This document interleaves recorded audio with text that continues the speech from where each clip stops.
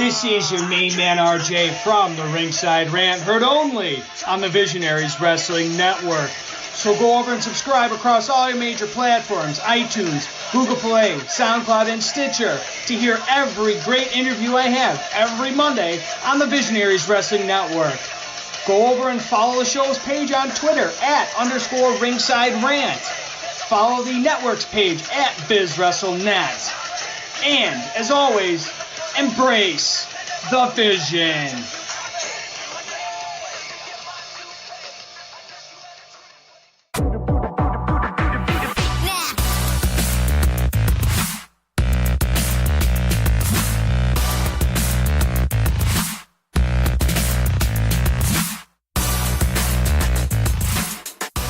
All right, folks, welcome to the Double Down podcast and Over the Top Rope. Yes, this is Mike the Ref of Backbreaker Media. I'm not the host of either show, but we got two hosts face-to-face here right now, and this is like the mega powers of Alberta Wrestling, just, as we see them. Did you know that I have gold now, so I'm, like, above you? No, you don't. Envy has gold. Who's Envy? Chris Jericho. We went over this in his next life. We went over this like an hour ago. Chris Jericho is Envy. We have never saw or seen, whichever is proper grammatically, the two in the same room at the same time. But yes, you were right. This is both the Over the Top Rope podcast and the Double Down podcast with your four co-hosts, Spencer Love and Hayden Love of Over the Top Rope. Hayden, say hello. Oh, yes, hey. Hi. Be introduced to the humans. I always ask this when people come on my podcast. How did we meet? I think it's pretty obvious how we met. But we had beers. Yeah, it was a great time. That's all. Well, I was going to say through Spencer drinking beers. Everybody bonds over beers here. As everybody's having beer and I'm having coffee right now, this should be very interesting. There's still 5 Pilsners left. I'm sure you'll find some way to split those up amongst the three of you. This is fair.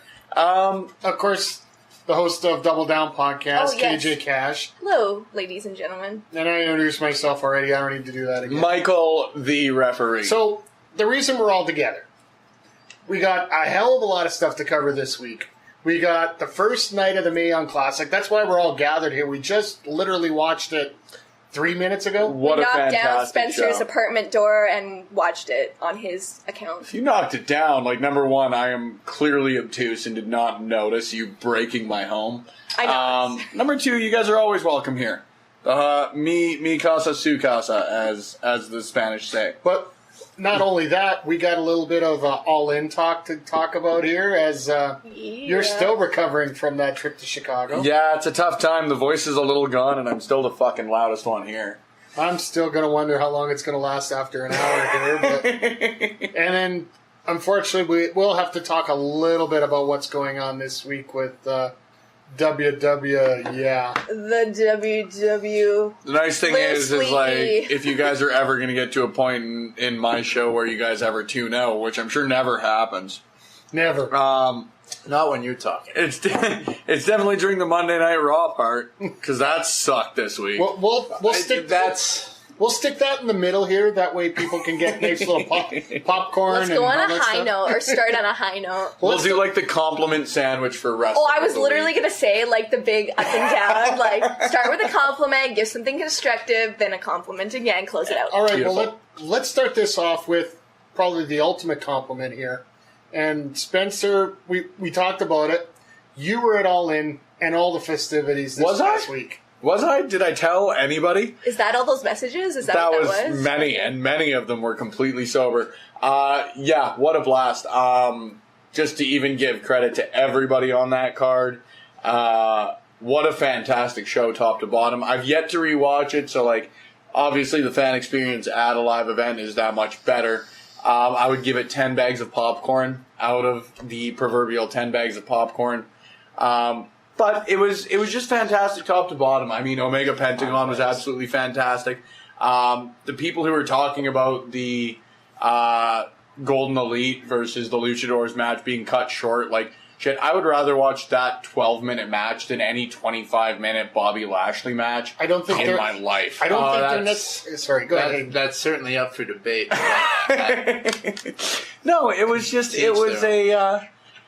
It It was a fantastic card, and like I said it right off the bat, as soon as I watched it, I stand by the opinion today. The women's match on that card was just shit, what a highlight. It was so good. It was my first time watching any of those women live. All of them were incredible. Everybody knows I'm a huge Tessa Blanchard guy. I love Chelsea Green. I know you're a huge Britt Baker fan, KJ. Excuse me, Dr. Britt Baker, DMD fan. And it was my first chance to watch Madison Rayne live. And, like, all four of them were very, very impressive in their own ways. Did she go by Madison Rayne? She did, right? Yep, okay, went by that's right. I Madison couldn't Rayne. remember. I don't know if does Impact trademark the names the way that WWE No, does? I don't No, they think doesn't. so. I think Not that- at this They don't. point. I think WWE trademarked Ashley on that. Okay, That's- makes sense. that's the way it Because works. she went by Madison Rayne. So, sorry, So someone else. your thoughts on the matches. Obviously, the women's match stood out for you. Stood out for me 100%. I was very, very impressed with the Matt Cross MJF match. I'd never heard of either of them prior to this. Both of them were absolutely fantastic. And then Just on a quick note here, I know it's a little segue here and a little off track, but these never go off track. Oh no, Mike. never. Not when you There- and I are here, Spencer. For those that haven't seen Maxwell J. Friedman, MJF, there have been rumors, and this did start out, I do believe, on Colt Cabana's podcast, that MJF is actually the illegitimate son of Colt Cabana. Outstanding. If you go online on Twitter, I believe there's some clips in there on Colt Cabana's account about the AAW show just the day, I believe it was a Thursday prior, where both of them were playing catch with each other in a ring.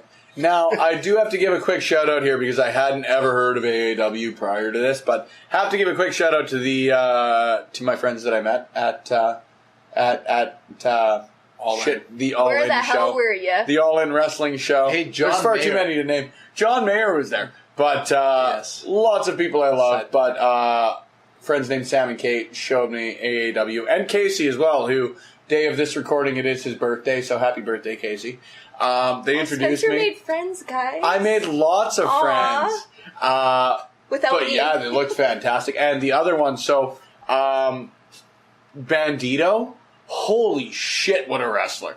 Never had watched prior to the All In show. And the other people that had impressed me, Joey Janela and Penelope Ford, coming Oh, out of yeah. that. Never had watched Joey Janela going into the announcement of him being at All In. So didn't have enough time to really like get to know him on the level that I knew anyone else. Never had really watched Penelope Ford. And shit, they're good. Like, they are stars in the making, the both of them. What's her mainstay place? Like, where's her home base? Do you guys know? To be honest with you, no. I still have to get caught up. Penelope Ford, if you're listening to this podcast, please send me your favorite matches of yours at SpennyLove_WinColumn Sports. I know that Janela and Penelope have just signed with WWN, so they're going to be part of the Evolve. They're part of the Evolve circuit right now. Cool. So great to see them through there. Joey Janela has his own promotion that he runs as well. If you go down to Mania weekend, Joey Janela's Spring Break is always a highlight. Spring break. The biggest thing that they were talking about this year about is the fact that it ended at 3 a.m. Their card. It was. Well, that Spring must break. be against all sorts of rules and regulations. Oh, definitely in New York it will be. when wrestling needs to be done by 9 o'clock there, apparently. Oh, gosh. But that's another topic for No another pile day. drivers, no blood. It's New York. Things get interesting there. Yeah, I think that All In, you know what? Even outside of the fact that the matches were great, I even think that it wouldn't have impacted a ton of the overall experience of it. I think it just added to the experience that you really can't look at it and say there was a bad match on the card. I know there's people out there who said there were a few clunky matches off the bat. I think they're I don't remember the guy offhand. The guy's a dick on Twitter. But he said that the Amel Daniels match was clunky. And What do you expect? you The know guy's what? not a And wrestler. I think that's completely incorrect. I think that was an absolutely terrific match in the way that they told the story of the fact that Amel was a guy. Who's like a spot monkey It's almost. the best way you can put it. Yeah, but in the most complimentary way possible. Yeah. You know, he's a spot monkey in. Somebody's gonna kill me for He's this the arrow somewhere, I'm man. sure. What do you expect? Well, it's like the way that Shane McMahon is a spot monkey. True, Like it yeah. works to tell a story. Shane McMahon isn't a bad wrestler by any means. That was evidenced by the fact that his match with AJ Styles, regardless of how great AJ Styles, and people will say he carried him in the match, their match was one of the highlights of Mania 2 years ago. Oh, guaranteed. And I think that this Amel match, Amel hit it coast to coast in the middle of the match. That was pretty good, yeah. It was insane. Put himself through a table, and obviously, you know what, was a guy who wasn't a lifelong wrestler, but Christopher Daniels, number one, is a class act, more than made up for that, and B, looked like he knew what he was doing in the ring far beyond his actual amount of training. You know? I want to compliment the guys as much as possible, so I'm being as careful with my words here as possible. Amel definitely looked like a guy who hadn't wrestled as long as Christopher Daniels has. Holy shit, what a match he put on for a guy who has wrestled as long as he has. Well, didn't Daniels put him over? Sorry, Mike. Didn't he put him 100%. over too? Yeah, I think I saw that on Twitter. In a 4-tweet thread, which is like, apparently the cool kids, this is like... Thread your tweets. It's a thing. Thread your tweets. Hayden, you had something? I did not. I'm biting my tongue. You didn't like it, did you? I didn't. Really? Not one bit. Why? I like the match. Yourself. I didn't like Spencer's comparison of Shane McMahon to Stephen Amell. I think that's completely unfair. No, I'm trying to compare it. Sorry, no, I'm trying to compare. And this is not a. I disrespect Spencer's This is opinion. not a debate. This is. I respect Shane McMahon more than I respect Spencer's opinion and Spencer's comparison on the two. Well, that's a subject for that's an entirely different podcast in and of itself. Yeah. That said, out of all of the matches on the card that you could say was clunky in the most respectful way possible, I think that you could say this one was, and for all the reasons that Spencer highlighted. Because the guy isn't a wrestler. It's not like he's training 365 days a year. Yep. He's an extreme athlete, that's for sure. Like he does an insane number of stunts for Arrow, everything like that. I mean, even SummerSlam 2016 speaks for himself, his match against Neville. But he's not a full-time wrestler, so you can't expect something on the level of a Neville or a Seth Rollins or an AJ Styles or a Kenny Omega or an Okada or an elite wrestler. That said, he outperformed himself. It was a fantastic match from the little bits and highlights that I saw from it. Well, for me, it sums up basically what Christopher Daniels put on Twitter earlier today, because he's been hearing a lot of feedback that, this show wasn't as good as a WWE show, blah, blah, blah. A lot of people are experiencing indie wrestling for the first time and watching this card. Mm-hmm. A lot of people, let's look at the experience in Edmonton right now. A lot of people don't realize that indie wrestling actually even exists in this town. And quality, that's the biggest thing. And obviously I'll go off on a bit of a tangent here, but indie wrestling in Edmonton is high quality wrestling. It's not like you're watching some bullshit out there. Every promotion I've been to has had high quality matches on it. You're obviously going to get a shitty match every so often, but you're not going to not get shitty matches in WWE every so often. And there's exactly my point. When it comes to a show like All In, you're going to have some matches that are not going to be silky smooth, predetermined video, completely scripted like a movie. But at the same time, you don't expect that in an indie show. No, and the thing for me is every portion of All In, again, as a guy who was in attendance, hasn't watched it back on New Japan or Ring of Honor or any of that sort of shit, it was an incredible show. People I read were criticizing the Cody Nick Aldis match because it went on too long and it was such a spot fest because you bring in DDP and all of that.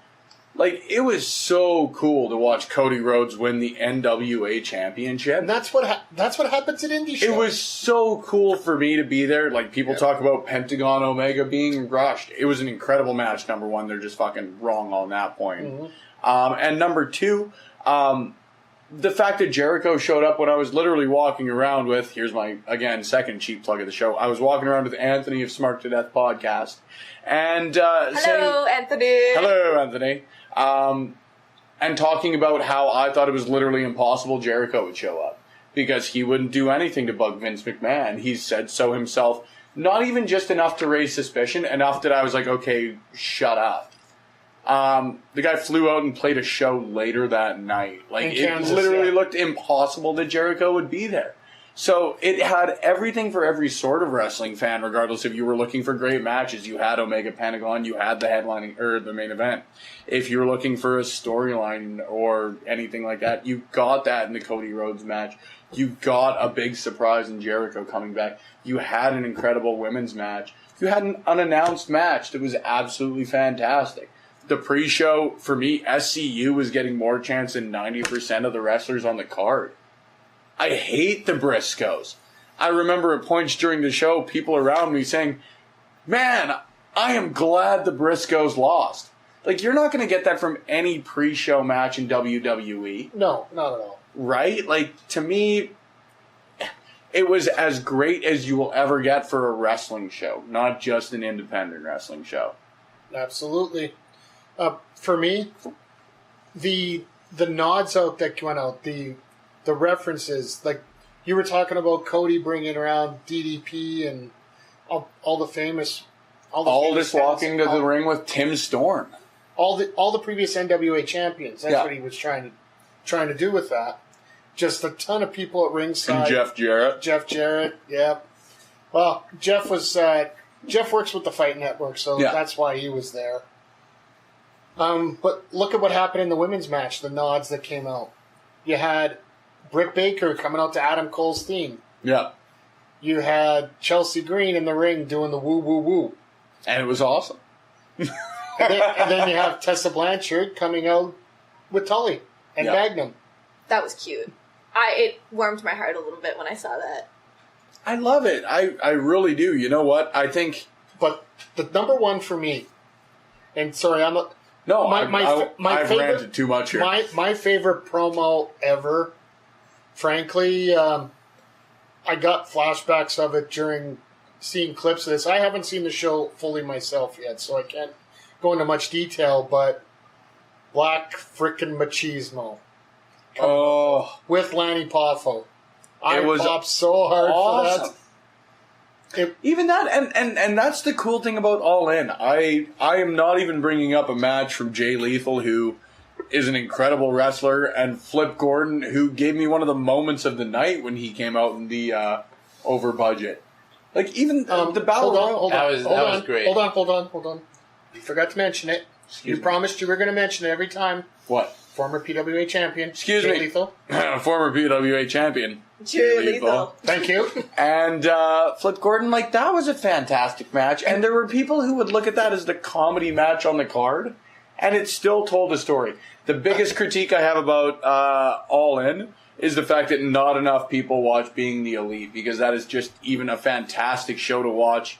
As an entity of its own, it's an entertaining show.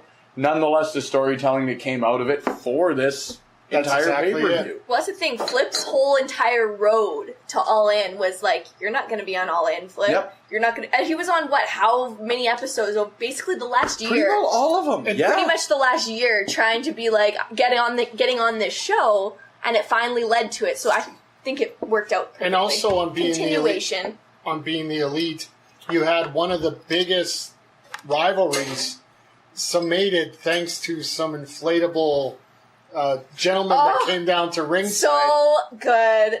Good. Joey Ryan, Hangman Page. And I just will, again, just so their names are out there more and more, Penelope Ford and Joey Janela. What a fantastic match that was. Like, watching Joey Janela, I always want to say Joey Ryan because the guy's the man. Watching Joey Janela in that match, it wasn't just blood and shit fest. Like, people would expect it to be watching a guy whose biggest moment so far it has been a fucking roof bump through light bulbs into the back of a truck. It was a well-wrestled match. It was a well-thought-out match. And yeah, there are spots where you think to yourself, holy shit, that is genuinely going to take years off that man's life. But well-thought-out years of that man's life. It's like watching Jeff Hardy get speared off of a tag team championship. That took years off his life, but there was a reason for it. You know what I mean? And now Joey Janela is turning into one of the top prospects coming up in the indie scene right now. 100%. Literally out of nowhere. But I reminisce the Out of ROH handshake nowhere. with Lethal and Gordon before the match. The Mega Powers handshake instead of the conventional one. It was beautiful. That was great. All of it was beautiful. You know what? Again, and the last thing I'll touch on here, because it's the question I want to ask leading into whatever questions you guys have. The Okada Murdy Skrull match, fantastic. And the people who were shitting on that for going over and cutting down on 12 another minutes. match. Yeah, you know what? I don't care. You're wrong. It was fantastic. I think that Okada looked great coming out of this. It's the first time he's really looked like the Rainmaker since losing his championship. And Skrull looked like a heavyweight. He really did.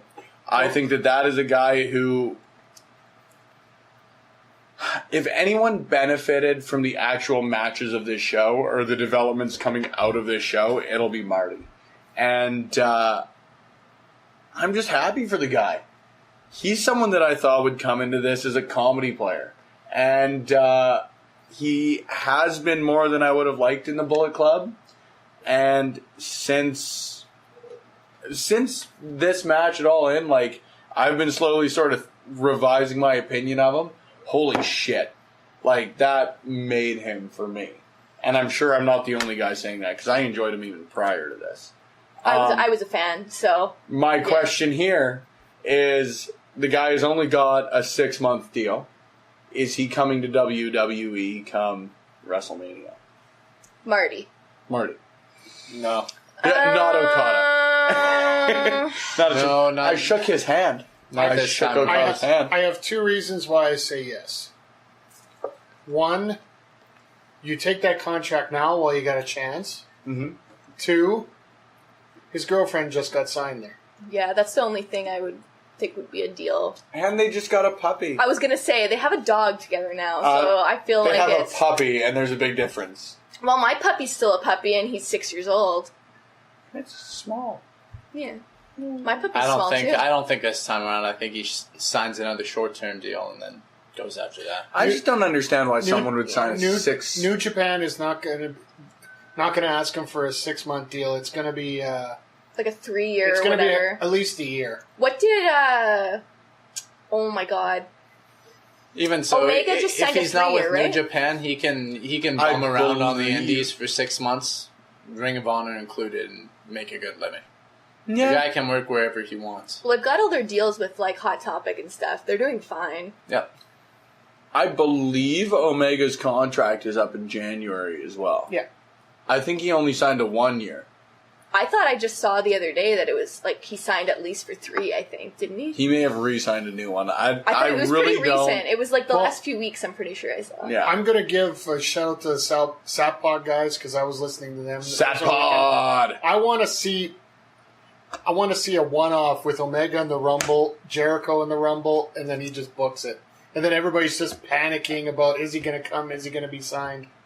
I doubt it'll ever happen because WWE will want Omega at least through WrestleMania in that case. But If WWE, I just feel like as a business entity, they would not have Omega appear in just the Rumble. oh, Not absolutely. the They would- Rumble. He's, like, straight to Mania. Jericho, worthy. 100%. Jericho appeared at the Greatest Royal Rumble. He'll appear on one-off deals. I think Honestly, I don't think Jericho will ever sign a contract for more than a month for the rest of his life, and no that way. is why Jericho is not only the greatest wrestler of all time, the GOAT. but the greatest businessman of all time. He doesn't need to. Like, No, he honestly doesn't. need He to. really doesn't, because frankly, he could go the rest of He's his the career. Japanese Brock Lesnar at this point. Just showing up every other day. Right? Don't tell me that's an unfair comparison. No, that's They're not. The completely only difference valid. is the fact is, like, Brock's 80 pounds heaver than Jericho. And, but a as bigger, far as, like, and a bigger douchebag. He's True. a whole less sociable. True. Both fight out of Canada, though. That's 100%. They Those both fight out of Canadian Canada. boys, man. I don't know. Yeah, but that's Saskatchewan. That doesn't count as Canada. It's all the way Oh, I was waiting Yep, for tweets the... can go to Mike the Ref. Thank you Moving very much, on. Mike. Mike, you're Pick going to have to block some more people. Pick a new topic. I thought you were Pick a going to topic. say You French said Canadian. Quebec. Pick I was a going to say, I new was waiting for the topic. French Canadian dig. Pick a Anyway. new topic. Pick a new topic. I'm moving on. We're moving on? This is- Any yeah, last moving thoughts on. about All In before we go to a commercial break here? It was fantastic, and you know what? I just want to say it again. I've said it a ton, but for whatever reason, Cody Rhodes or Matt and Nick Jackson, you were listening to this podcast, as you should be. Fuck, we're awesome. Thank you. Again, that was just like a terrific experience, not only for the people who were there, but everyone who I'm sure not only did watch it, but will watch it. And it's like a cool turning point as far as indie wrestling goes. So it my really question, is. Yes. Mr. Love. Yes. All In 2, does it go back to Chicago or does it go to a new city? What do you think? It depends where they want to host it, because Mike brought up an interesting point about an hour ago. It would be cool to see them try and move to like a major name venue. Like if you're going to do a Madison Square Garden or something like that. It would Staples be cool. Center, MSG. Yeah, it would be cool to see them do that based on the name of the venue now. Because it would be cool to see you're hosting. Sell out Staples. I don't disagree, but how big is Staples? Like 30, 20? I also see great value in doing it in Chicago again and keeping it as a smaller venue. Like the coolest thing, and I will keep this rant short because it is the final question. The coolest part of the show for me was the fact that the fans were so involved, but there wasn't a CM Punk chant. There wasn't a what chant. There wasn't like people doing 10 counts for every Smarky. Yeah. The crowd was genuinely as invested as a crowd should be without being the douchebags that crowds are. Well, I think that's the biggest difference between WWE and the Indies right now is the fact that the Indies give you a reason to be entertained in wrestling. Yep. And WWE right now, with their writing and their scripts and their formulas for how to run a match, don't. I am more entertained at WWE shows than any other shows. But that's because we drink a lot of beer and boo Roman Reigns. Well, that's, yeah. So that's former Edmonton Eskimo Roman Reigns. Completely fair. Well, it's like, the last, I don't even know, however many years, they haven't ran a live show here. Like a TV version. Like Raw or SmackDown, it's been like live events, right? Last time so I find they take more risks and they enjoy themselves, and you can see the athletes like doing this stuff in these matches. The last time they did a live show, like a televised show, I think it was SmackDown, and that's when Benoit came out in the Oilers jersey. And so that would have been like 2004. I think there's been. I went to a SmackDown before them. I went to one, Yeah, but it's been years. I would kill for a television taping of Raw. I would kill. I would pay off the ass for front row seats. They have not. Don't make a Benoit joke. No, I'm not making a joke. I'm being serious. They have not had a TV taping in Edmonton since the incident involving Benoit. It would make that's sense. The reason why the Edmonton show was moved to Saskatoon. The live show, I believe, was a SmackDown that was booked, and ever since then there has not been any single reference to a live event happening in Edmonton. There are rumors that are a little bit sidetracked right now because of the recent incidents with Edmonton City Council, that now that the City of Edmonton has a brand new facility in Rogers Place, they're looking to bring a B-level pay-per-view to Edmonton. That'd be excellent. That was actually set up for this year. It could have been possibly next weekend, but due to the incident earlier this year with basically wrestling getting the kibosh, everything seems to be taken back, and nothing's been said of it for a while. Even with the moratorium, there were a couple live events that were scheduled. Spencer and I went to 2, but there was one that was scheduled for this year that got completely canceled. Yeah, that's WWE. I mention this every chance I get. Don't think we've forgotten about the previously scheduled February 9th show that you said you were rescheduling because I still hold my physical ticket. All right. Enough of the bitterness. Yep. To take this to the commercial on a positive note, AJ Styles has now been your SmackDown WWE champion for over 300 days. Mike, take us to commercial. All right, coming back out of commercial, depending on which show you're talking about right now, either we're going to be having some Raw and SmackDown talk, or we're going to be talking about the first episode of the Mae Young Classic. Because I don't think Spencer wants much of Raw and SmackDown on his podcast this week. This is basically the closest you're ever going to get to like an audio version of a Goosebumps Choose Your Own Adventure. So you're now listening to Over the Top Rope or the Double Down Podcast with KJ. We'll be right back. Hello, friends. This is Spencer Love, your host of Over the Top Rope on the Win Column Sports Network. Don't forget you can head to wincolumnsports.ca for all of your previews, reviews, and breaking news from the world of wrestling, be it your major promotions or from the great province of Alberta, Canada. You're recording. Yeah, no, okay.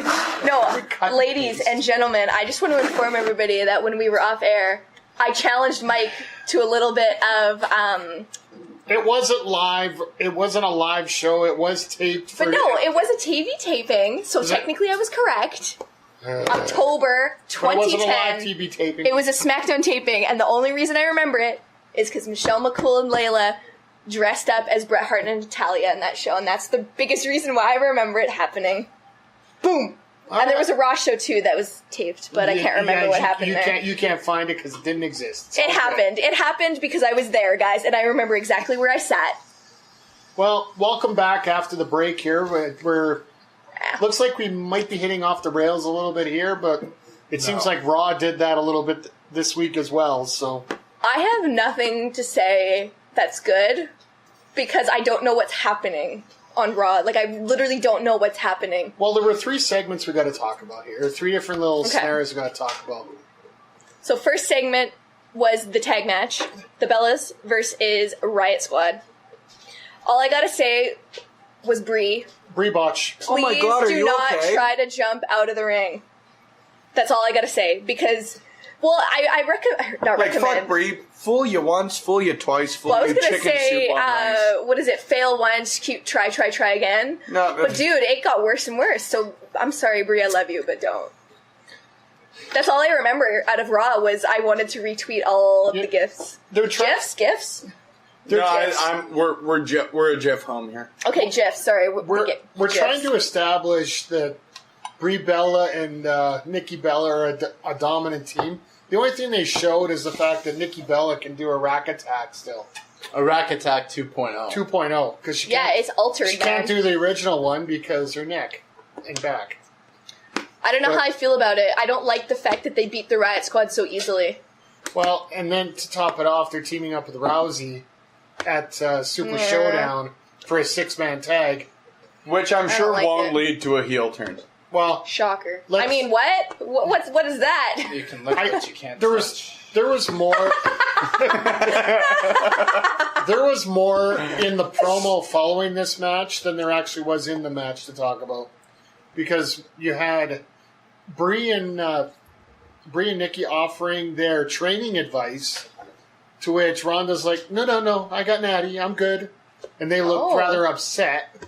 I would take Natty 100 times over, too. I'm just saying. Likewise. And then, sorry. We just watched Brie jump through the ropes, and then they offered training advice. Hey, can we offer you some advice on how not to jump through the ropes? I mean, do it this way. It's like, what was like the, they used to have the skits. Was it Doofus and Do-Right or something? No. Goofus and Gallant. Goofus and Gallant. Thank you very much, exactly. Hayden. Suck it. Where they showed like restaurant employees where one did everything correctly. See, this would be Natalia in this situation. And then Goofus, who I do not mean to speak ill of Goofus Mrs. Bryan Danielson, did very poorly in the task that they were assigned. And I feel like if Goofus was assigned the task of jumping through the rope, they did poorly twice. I would, however, because of the training I've had, I noticed certain things in matches. I would like to put it out there that Sarah Logan was the saint of that match.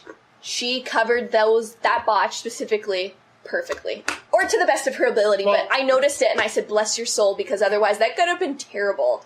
Mm-hmm. Sarah Logan might be one of the most underrated wrestlers in that division right now. Hands down. Liv Morgan may be a future champ, but Sarah Logan is the glue, I think.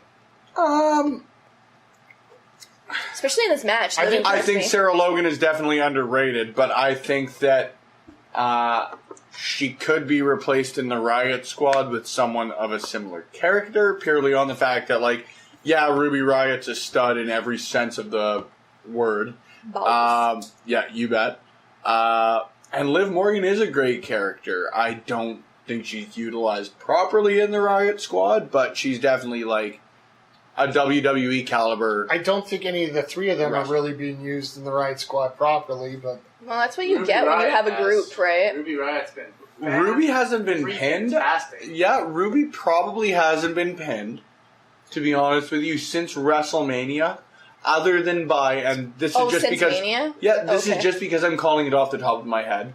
Other than, I guess what you would call a star quality wrestler. So I'm sure if Ruby's wrestled Sasha Banks, Sasha may have pinned her, or Bayley, or someone that they hold sort of a high value on.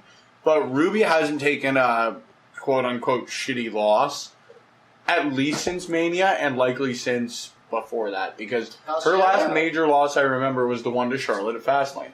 She had a great match with Sasha Banks on Raw, middle of March. She's a fantastic wrestler, man. I've really enjoyed her since she was Heidi Lovelace. Oh yeah, I keep forgetting that. But you want to speak about Sasha? Let's move on to... we'll move on to segment 2. That interesting segment. It really frustrates me. I get it. I'm glad they're still on TV because they're not in the title picture. I'd rather them be on TV than never on TV because of it. True. But it really bothers me that they're used as a pawn in having Dana break up with Titus Worldwide. And also, so I guess Dana's been a face for a little while now, technically. Ember is a face. Sasha Bayley, faces. So 4 faces in this match. Why was Ember was just kind of like, hey, why don't you just go out there today and do whatever? Apparently Titus hired her. And taking the same side of it, would you rather see Ember not on TV last week? Exactly. Here's a question. Who do you put in there instead? Exactly, yeah. There's no one else. Alicia Fox. Well, she was with Alexa and them. We'll get to that segment here in 1 second, but... Yeah. She's like Alexa's second henchman now or whatever. There's not really anybody, to be honest with you, other than Alicia Fox, but that is there is the numbers game there. If you want to look at the other side of the token, every woman that at least I can recall off the top of my head on the Raw roster, the Raw quote unquote stir. Ha ha ha, Spencer. You're funny. Was on TV last week. And I don't think you could have said that in a long, long time. Now, Sasha Bayley, they were pawns in sort of a different storyline, but they were there for a storyline. And it was the first time in probably a long time that, I don't think that them being a tag team is the right way for them to go right now. I think them being one of the headlining matches at Evolution would be fantastic, and I think there's too short a time to build that. But I think we're still a month and a half away, right? But we're still a month and a half away trying to build Super Showdown, trying to build Hell in a Cell. I think that after Hell in a Cell in 2 weeks, I think a lot more is going to be settled for that Evolution show. Yep. But I think it's 2 weeks I think it's conspicuous in the fact that none of the horsewomen have been announced. Now that could go that's what I was thinking. That could go one of two ways. Now, I think that's Survivor Series. I think so too, if not longer term than that. But do you see Sasha and Bayley team up, or do you see them face each other? Because I think it's pretty well booked by this point that you're going to see a rematch at that show with Becky and Charlotte involved. In Evolution? I think Becky's winning the title of Hell in a Cell. I think something happens after Hell in a Cell that leads to something with them and Sasha and Bayley. I don't think it's going to be 4 Horsemen versus 4 Horsemen by any means. Nothing's like that's going to happen. But judging, WWE doesn't do things sometimes, not on purpose. And I think having them dig at each other lately, like Sasha Bayley, Charlotte, Becky, I don't think it's a coincidence. I think the fact they deleted the video and brought it back after it got a lot literally of prominent half a day later? Yeah. I think that they don't want to publicize it, and the fact that it accidentally got publicized. I think it was a complete accident that they deleted it, and otherwise they wouldn't have put it back. Didn't understand the traction behind it. I would love to see a Charlotte Becky versus Sasha Bayley tag team match. But I also don't think that it would do any benefit. You know what? If you're going to stick by your storyline, you change direction. But what they did last week, neither woman was a clear heel. Neither woman was a clear face. People are going to pick their sides. Especially after this last week, too. Yeah, I don't think you can back down from that. I don't think you can have Becky and Charlotte make up. You know, maybe it is me being an optimist, but I do like my long-term storytelling with WWE.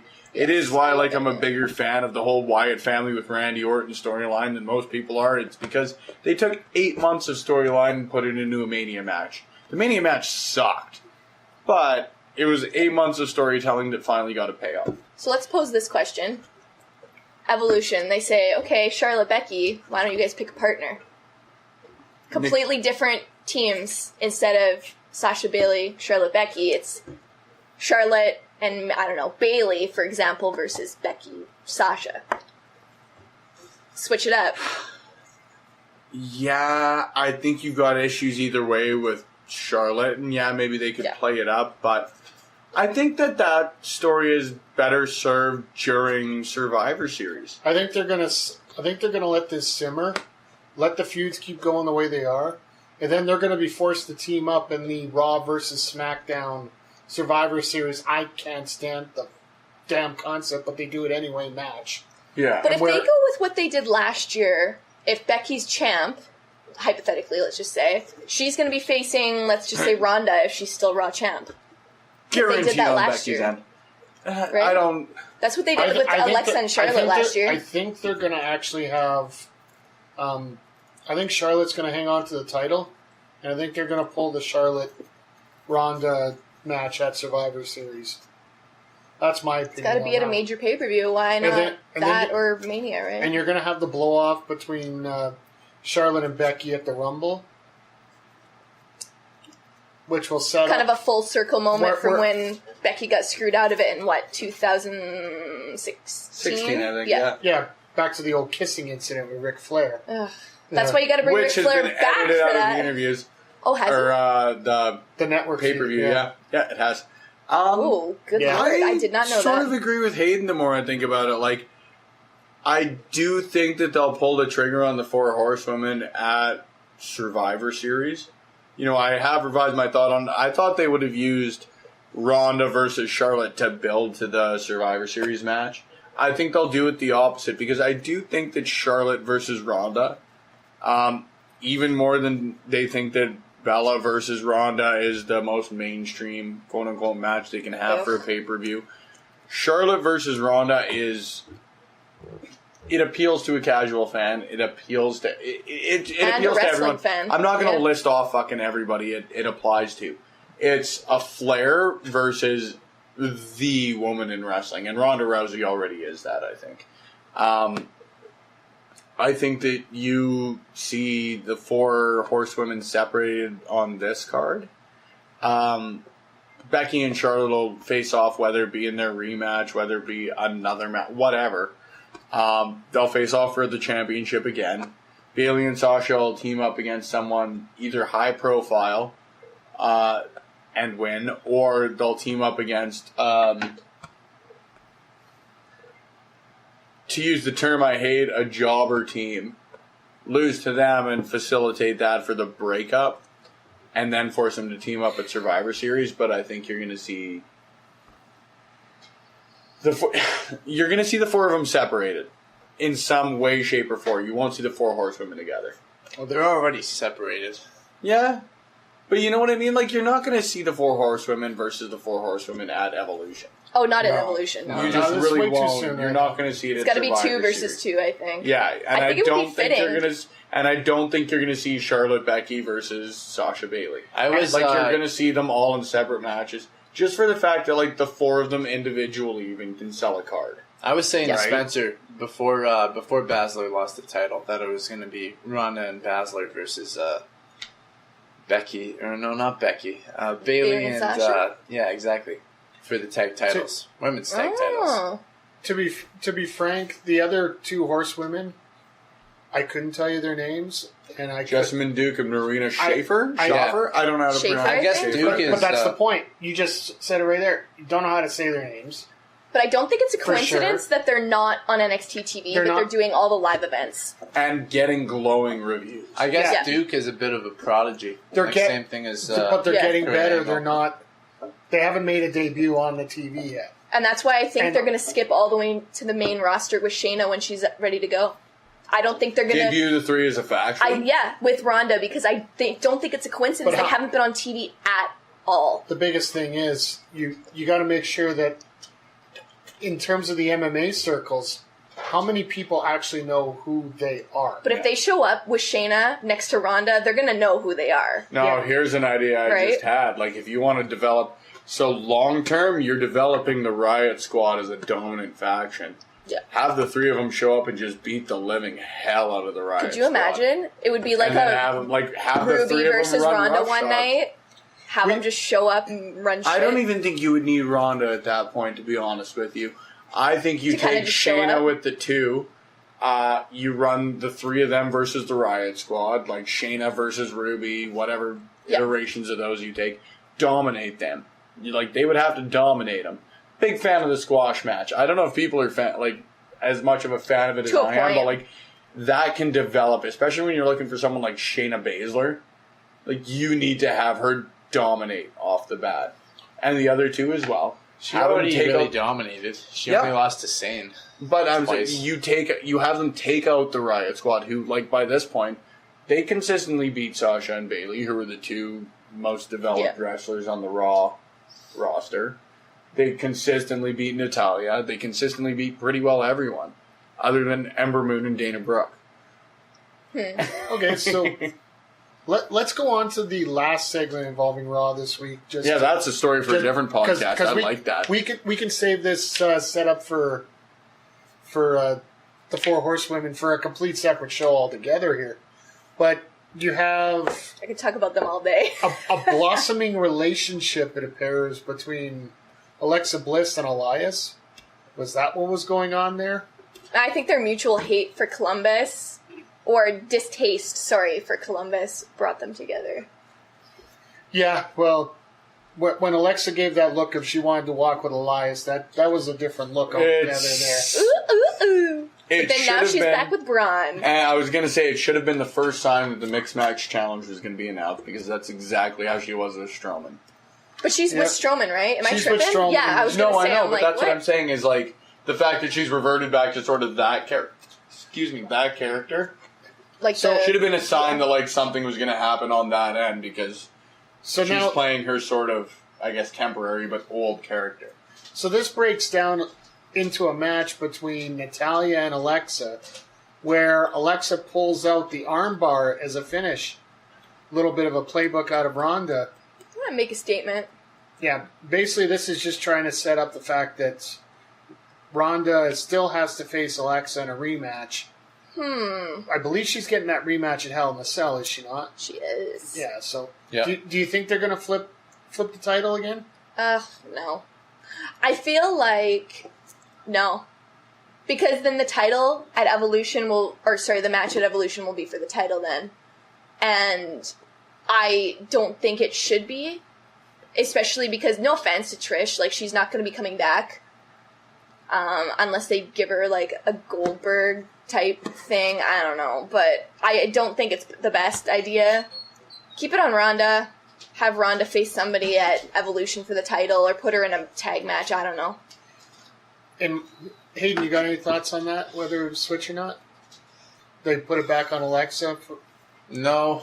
I mean, even just for the sole sake of giving Nikki Bella a title shot, even if that's at Survivor Series. In my opinion, I think they might actually flip it and set up the heel turn of Nikki Bella in causing that to give it to Alexa. And then that match at Evolution between Ronda and Nikki doesn't need a title in there to... I'd rather see the title in that match than the Trish match, though. I just don't think the Trish match will be title. I don't think it'll be for the title. But even if it wasn't for the title, you gotta wonder why they would put her against Alexa Bliss. Because they could have put her against Sasha or Bayley or... Because they're twins.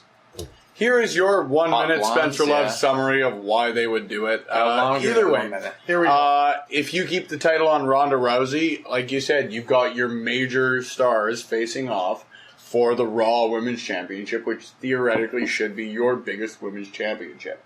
Yeah. So you keep it on Ronda Rousey, your biggest mainstream star. Personally, I think she should hold on to it until WrestleMania. On the other hand, if you make Alexa versus Trish about the Raw Women's Championship, Trish Stratus has a chance at becoming an 8-time women's champion, therefore surpassing Charlotte Flair. That's why Mike is looking at me. Setting up a future match featuring Charlotte Flair versus Trish Stratus. Mike is looking at me because he literally called this like 2 weeks ago, saying that Charlotte's going to become an 8-time champion. Less than a minute. I even think that was less than a minute. Usually I'm not that concise. That was good. Now, good job. Speaking of Charlotte Flair, pat on the back. Let's change gears here because Charlotte Flair. SmackDown. Let's go throw it over to SmackDown. I'm going to say it once and I'm going to say it again all the time, every day of my life. I love Zelina Vega. Love her.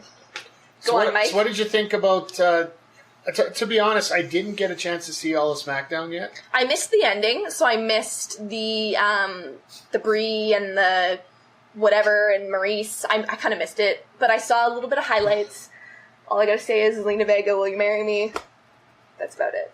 All I can say is I can't wait to see how this develops even further, because you know that Maurice is not going to be the full-time competitor that Zelina will be in this scenario. And I hope that something keeps going between Brie and Zelina.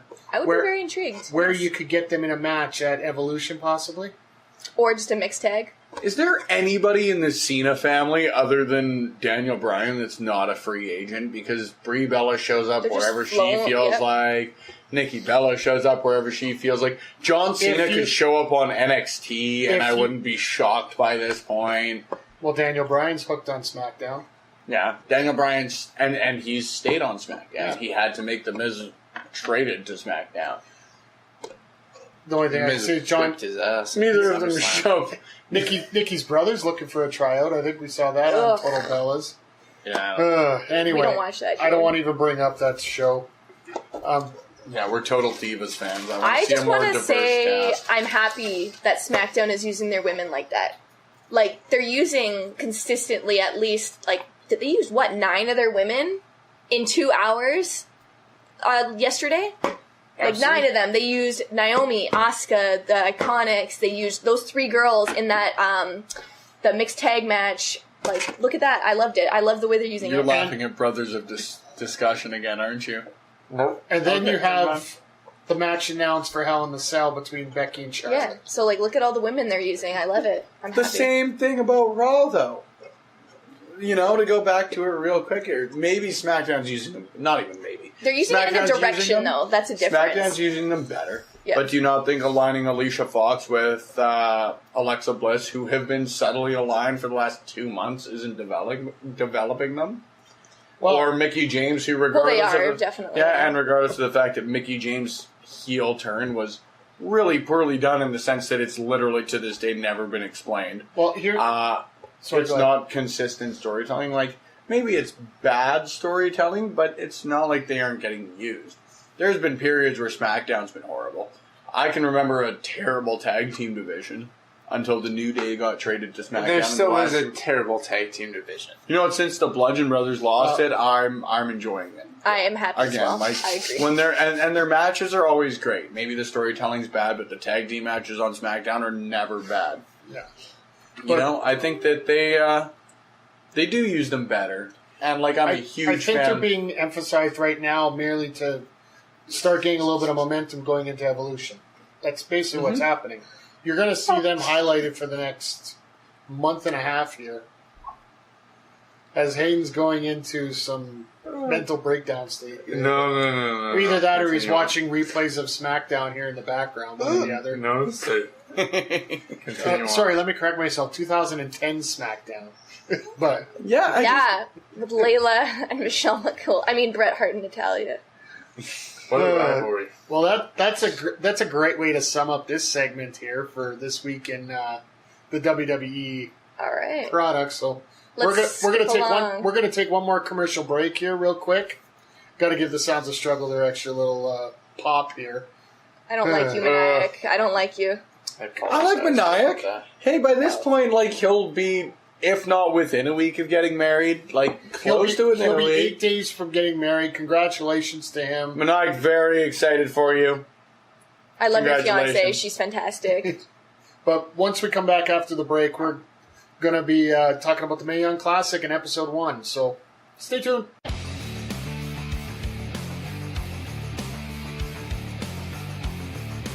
If you like podcasts and you are listening to Backbreaker Media, then you should listen to me, Chris Parrish, And myself, Manoyan. and the Sounds of Struggle, because we are literally the most entertaining duo you'll ever come across in Western Canadian wrestling, baby. We talk about things like wrestling, And other sports we like. wrestling. But we won't talk about other sports that we don't like, because it's not that kind of podcast. Like wrestling I mean, we like hockey, and wrestling and we like football, and wrestling. and we also like to drink beer. Well, wrestling. Well, not while wrestling, but while watching wrestling. Yes. Yeah. If you want to get into a conversation with Maniac and Chris Parrish, then you need to tune into the Sounds of Struggle live on Backbreaker Media. Every Thursday. It's when we hope to draw, but sometimes Mike Malawany doesn't do his job right. Or we're too drunk to forget. Yeah, that happens too. Yeah. He can bleep out the swear word because we weren't supposed to do that. Oh, But, I'll try not to swear. I can't do it. yeah. Let's face it, the two of us, we're real. And spectacular. And we're a little bit of all right. Yeah. We're also strugglicious. That we That are. was kind of the key. Supposed to be strugglicious. Oh, sorry, I'm drunk. Yeah. So, if you don't want to listen to us, then no. You're stupid because we're entertaining. And if you want to listen to us, then, come listen to us on Backbreaker Media. Yeah. Later, He said. Later, bitches. Hello, Mike. This is take 2 of the Double Down and / or Over the Top Rope podcast. Mike Depending loves on which plan you're listening to. We're here. Spencer Love, Hayden Love, KJ Cash, and Michael the referee. Who's that? Talking about now, I guess, the Mae Young Classic, which we just watched within the hour. I guess not within the hour of the time this podcast is being released, but this is a live-ish reaction to so. Within the round. Mike, what were your initial thoughts on said Mae Young Classic? This year's Mae Young is setting up to be a really excellent draw. And it turned out this first episode was pretty on par from what you saw last year. Even comparable to what the original CWC was. Mm-hmm. You had a decent match to start, something solid, but nothing too overboard, but ended with a absolutely phenomenal last pair of matches there. So, your thoughts, KJ?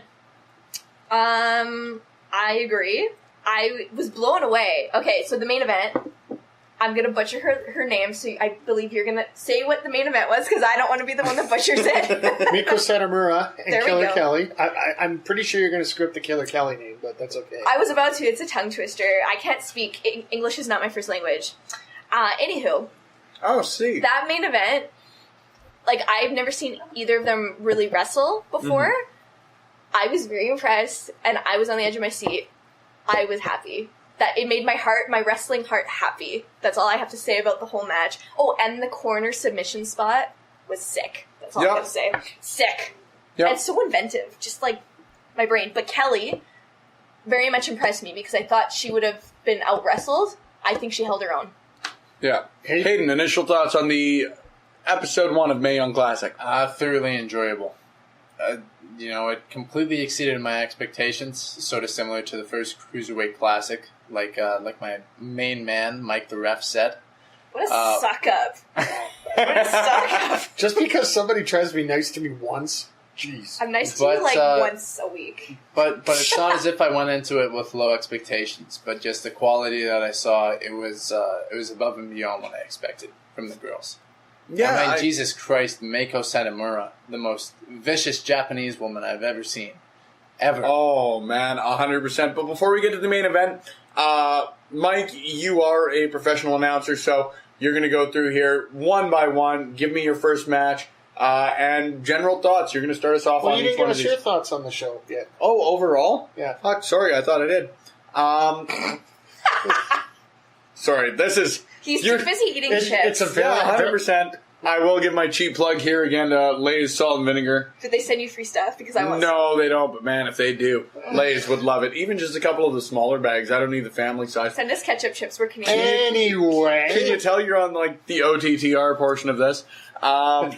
No, I thought it was absolutely fantastic. You know, I'm a big fan of women's wrestling. I will give my next cheap plug to Tessa Blanchard and Chelsea Green. Since Wrestle Circus last year, like, women's wrestling has been one of my favorite things to just sort of watch develop. Like, WWE talks about their women's evolution, and, you know, the Mae Young Classic is a part of that, but everywhere has really, really benefited for the last couple of years as far as where people are willing to go with it, whether it be a Hell in a Cell match, whether it be even, frankly, booking women's matches on the card. Women's wrestling has taken a huge step forward over the last couple, I guess 3 years by this point, since Sasha Bailey and Charlotte debuted. Or excuse me, Sasha, Becky, and Charlotte debuted. It's very cool to see. So to watch something like that, you know, you bring up Meiko Satomura, you bring up Killer Kelly, Vanessa Craven, who was someone who I really never watched prior to tonight. Oh, she was thoroughly impressive. Like, I was completely shocked she lost to Lacey Lane. It was a very, very cool first night to watch, for lack of a better way to put it. But one criticism, sorry, Mike, go ahead. Spencer, that you brought up first, was Lacey Lane's look. She looked too much like Ember Moon's twin. We'll get into that when we start talking about the matches themselves, because that's going to be an important part. Before we get into those matches specifically, though, I want to give our thoughts and prayers to everybody in Japan right now, especially those involved in the 5-Star Classic that's held by Stardom. There is a major typhoon going through Japan right now, so make sure that everybody's safe, and all our thoughts are with those guys. So those girls, sorry. Ladies. And guys. I guess, the guys that take care of the shows and that. But let's get on to these matches, because that's what we're all about. There we go. So we had Zatara taking on Nixon Newell in the first round. Now, the woman with the shiniest wizard was supposed to be a part of this. Who? Tegan Knox, man. What the? Michael. What the? Whoa! Indy, Tegan Knox, my friend. Kayfabe has officially been killed. Beep. Yeah, you're not allowed to take that out. This was it. You're not I allowed won't to take that out. This was the moment it was killed. Yep. So Tegan Knox. That's the first time I've ever seen Zatara. I'm not sure what to take away, but the star clearly of that match was Tegan Knox for me. Yeah, 100%. Zatara was like, She was okay. Like, I mean, not that I'm...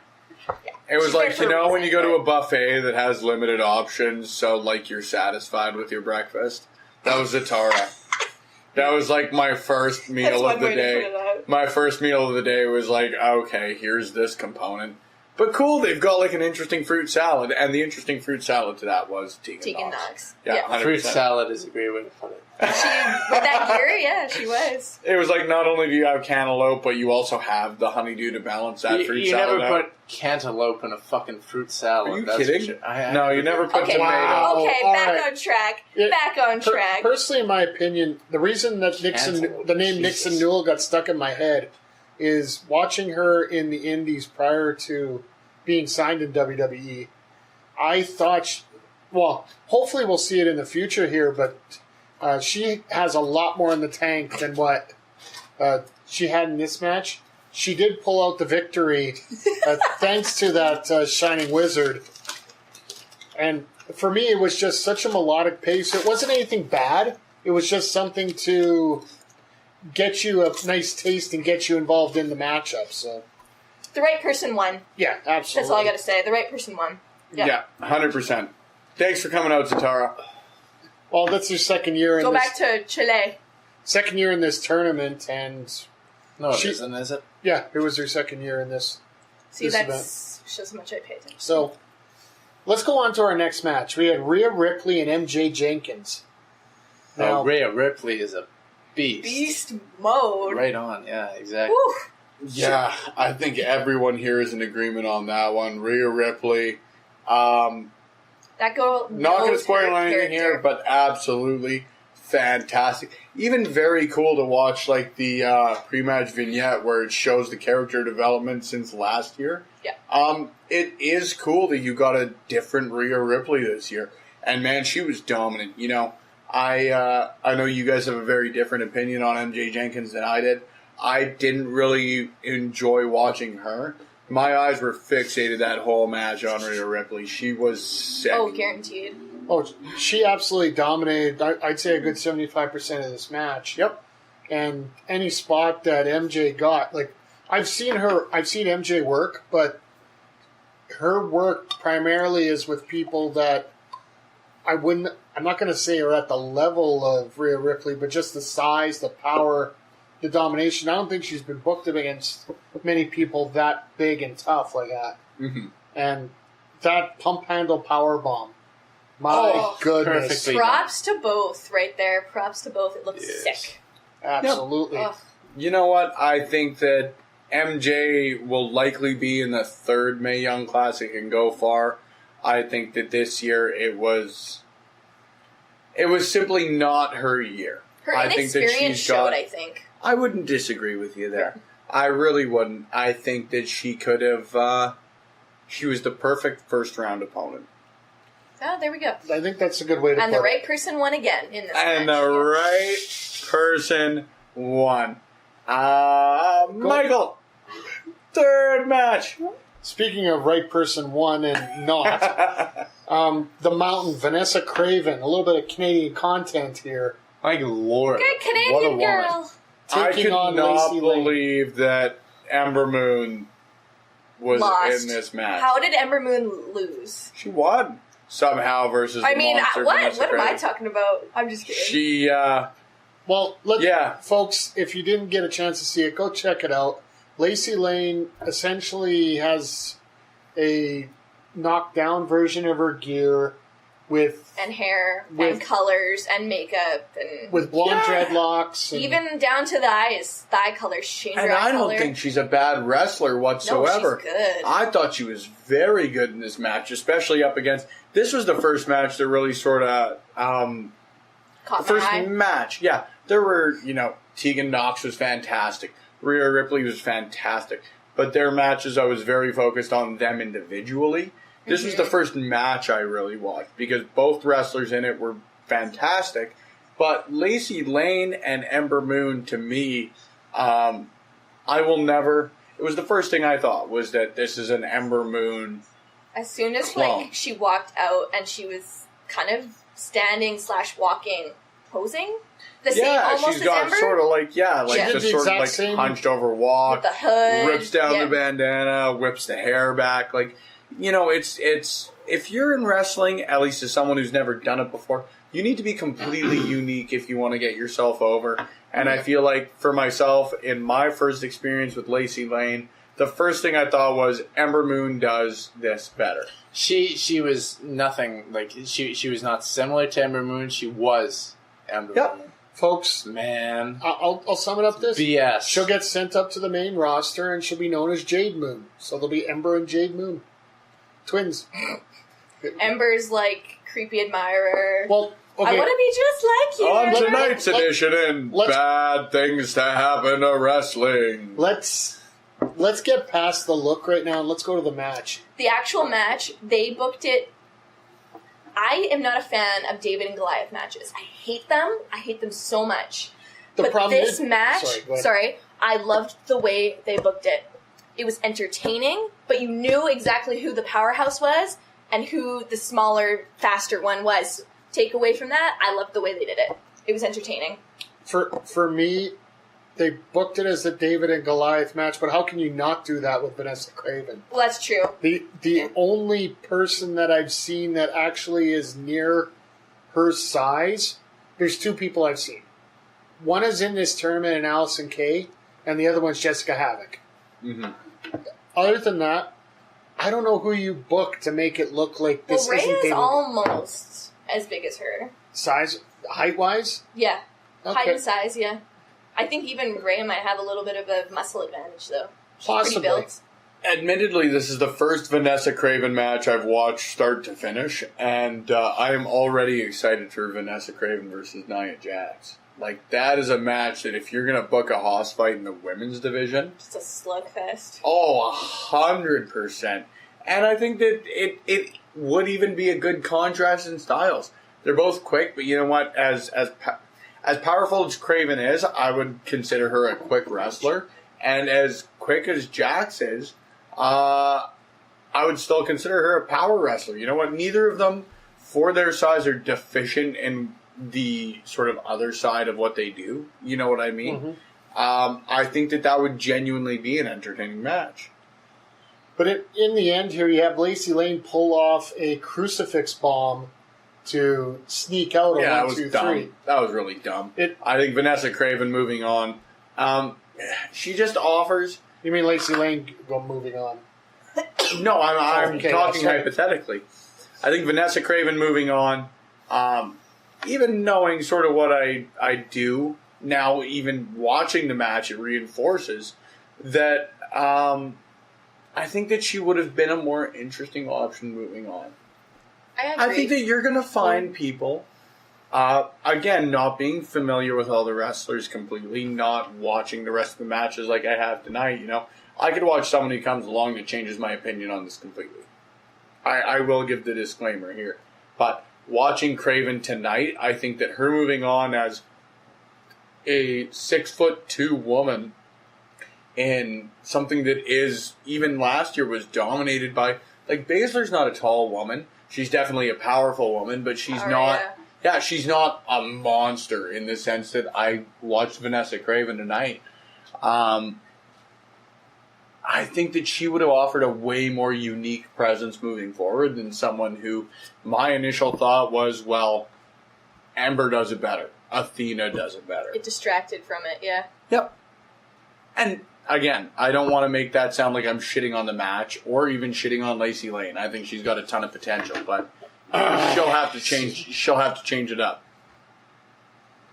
Any other thoughts before we get to our main event, guys? I'm still torn on how I feel about the result of that match. Apologize. That's all I gotta say. I'm torn. I mean, Lacey Lane's entertaining, so I'm intrigued to see her next matchup, but I'm still 50-50 on what I felt about the result. Yeah. Personally, I think that Lacey Lane might be there to feed to whoever's winning out of that other bracket. That's probably the reason. And to go even there as well, and we'll move on after that, it would have been more impressive for whoever she moves on to face. To beat her. To beat Vanessa Craven. Touche. But that's not even like a 2 man. That's like a 3 or 4 All right, fair enough. You're so full of funny. See, you genuinely laughed and then tried to make fun of me, so there you go. I got you there. Let's go to our main event. Miko Satomura versus Killer Kelly. Now, I have, notes on notes here about stuff, but I want to get your guys' opinion first here. KJ? Okay. As someone that does wrestling. You do the wrestle. Yes, I do the wrestle. Psychologically, the match was great. The psychology in that match, so good. That's all I gotta say. The athleticism was there, but the psychology is what hooked me, hands down. And the finish, pretty good. Hayden? Excellent match. Miko Satomura looked fantastic for her age, even though 37 is still young. That's not what everybody wants to hear. For your age. It's my honest opinion, though. She was fantastic. She blew me away, and I genuinely had never seen a clip of footage of this woman before. But she was still great. Match was still great, and I look forward to whoever the hell she faces in the next round. Because I haven't read the spoilers. I'm watching this as a genuine fan. Wow. Spencer? Talk about a match that puts both people ahead. Like, this was incredible. Killer Kelly is a great name. Yep, you know what? And even going into it and with their persona online and that sort of stuff, again, not as familiar as I would like to be with a wrestler going into this. I always feel like as a podcaster or blogger or whatever you want to call me, that I need to know everybody's previous work 100%. I didn't know a ton about Killer Kelly going into tonight other than sort of the highlight reels and that sort of stuff. Always thought she was like a complete heel. And it was cool to me to even right off the bat, like to see the respect she had for Satomura, bowing to her right off the bat, giving her the handshake at the end of the match, same sort of thing. Number one, that was cool to me. Number two, it was cool to watch her ability to sell as sort of a pseudo face. Like she was the clear heel in that match, but It was like a desperation face, not a desperation heel. You don't get, that's exactly it. You don't get that sort of look out of a heel. Like, Kevin Owens never looks desperate, or Charlotte Flair, when she was a heel, never looked desperate. Like, they looked upset, you know? Killer Kelly looked desperate when she was, this may not be the proper phrasing, when she was getting her moves kicked out of. Yeah, that works, fuck. Yeah. I think it was cool that that match existed as two people who weren't clear heels, weren't clear faces, because there were definitely moments in that match where Satomura wasn't exactly between the lines. She was never clearly the heel, but she was definitely, like, it is the definition of strong style. Like, you're never going to look like clear face wrestling that style. I just think it was as great of a match as you're going to get in the main event for something like this as you can get. And that, I mean, is the highest compliment. I'm really happy that they had this match be 50-50 rather than just let Satomura, like, run shit. Yeah. Because I feel like it showed her abilities way more than what they kind of did with Asuka at the beginning, where they just, like, had Asuka destroy people. Yeah. I like that they let her just go in a match as a wrestler. I like a squash match, but you know what? Yeah. For this one, I feel like this was more built to have, how do you put it? Satomura, if you're a wrestling fan or you know anything about the independent scene, which, like, even I don't know a ton about, I knew the name before she was announced for the Mae Young Classic. I'd never heard of Killer Kelly prior to the Mae Young Classic and her subsequent signing. This match to me was more to build Killer Kelly, but it's also WWE being very aware that their audience knows who Meiko Satomura is. You know, You can't have that win in the first round, you know? But for me, this is perfectly built in the sense that, like, there were points in that match where I genuinely wanted Killer Kelly to win. And as someone who is a quote-unquote smart or whatever the hell you want to say about it, read the spoilers, knows what's going on with it, knows who Satomura is, knows her reputation as far as the independent scene goes. It's great to me that knowing all of that, I can watch that match and still think coming out of it, holy shit, is Killer Kelly a hell of a wrestler. Because, it's like now we're like, oh, we're going to see her again. And that this is great. We're going to see her down the line, yeah. It's rare it happens, and it's obviously harder when you know what happens on the back end of it, to be surprised like that or to genuinely get behind a match like that. But for me, that almost makes it more worth it. It's like, I watch a match like that knowing exactly what, maybe you don't know how the match goes, you know the end result, and you still watch it and come out of it saying, not Satomura looks great, but holy shit, they've got someone genuinely great on their hands in Killer Kelly. Yeah, I agree. Well, my notes for this match. There was a lot of notes. First one. Springboard Dragon Screw Leg Whip to Canadian Crab to STF. Oh, in one segment from Satomura. Beautiful. Then you have the round out knee drop, where she literally does what Michael Cole called a cartwheel. Oh, which, for God's sakes. Way on to the back. It's future WWE Hall of Famer Michael Cole. Well, let's just say my commentary is not inspired by him. But the spot you were talking about, KJ, the Dragon Sleeper on the top rope, that was absolutely insane. So unexpected, but so good. But I just want to point out another Michael Cole thing. He's like, is she going to tap out? Is she? Like, for God's sakes, they're in the ropes. Dude, you've been around for how long? I'm sorry, that's the one thing that irked me about that. Go on, Mike. But then that finish, the Death Valley driver that almost looked like a burning hammer from Satomura. That was... she hits hard. Like she hits hard, and she hits convincingly hard. Absolutely, like them kicks. The kicks out of Satomura, like, woo! And the kicks that she was taking and just brushing off. You know, she's got thick legs. And there's stuff like that double knee or the double chest stomp I was telling you about earlier. Yeah. Like she didn't even bust that out this match. I was gonna say, she didn't. Insanely good. Well, any other thoughts on the first round here as we wrap this show up? I'm excited for next week. Can't wait for Chelsea Green to sign with WWE because she's going to be a star. Wow, that's related to the show. Okay, yeah. Thanks for that. You could have just had your closing comments there. And that is my closing comment. I will always throw my plug for Chelsea Green at the end of these because people remember the start and the end the most. It's not the end, though. We're not there yet. Oh. We have more? Sweet. Not for you. The end of this segment. Well, we're going to wrap this up here, folks. Go right ahead. Hayden's turn. I've said my piece. Well, all right. Frankly, this is a good way to start the card. You didn't overblow anything. It's not at a peak level yet. You want to start building up the anticipation for it. Yeah. And they definitely did that heading into week 2, which will be coming out next Wednesday. So very excited. And I'll see you guys here on the couch of Spencer Love for next week's edition of the Mae Young Classic. All right. Well, this is going to wrap up this super edition of Double Down and Over the Top Rope. It's our super showdown. But there's another special segment going on right after this. Oh, yes. Part 2 with my interview/discussion with my wrestling partner, better half. Not Jack Pride. Sorry, Jack Pride. Angelica, or Jenna, as she refers herself in life. I'll definitely take better half Angelica over better half Pride right now, per se.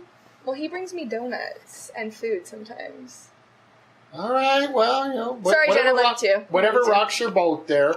I'm sure Angelica will find some protein donuts for you. But anyway, you guys get into your first matches and your basically your start inside the ring, and just basically the stature of the women's division throughout Alberta. So let's kick it off to that interview, and other than that, we will catch you all next week on the Double Down podcast, right?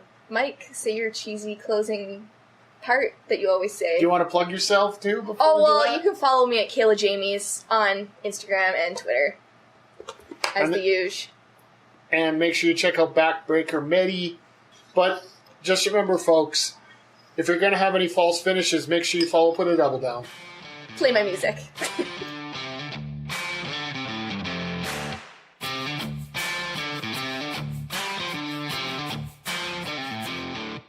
Well, lately we've had a lot more newer girls.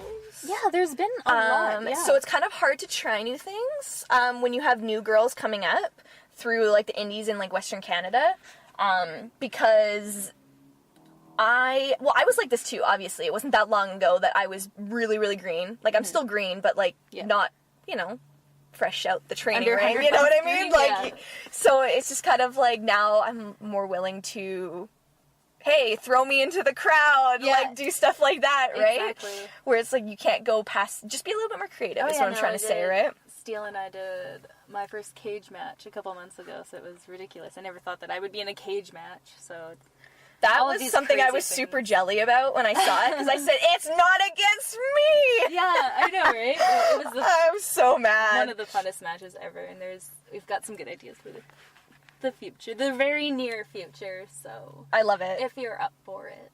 I'm always up for it. As long as I keep all my teeth, it's all good.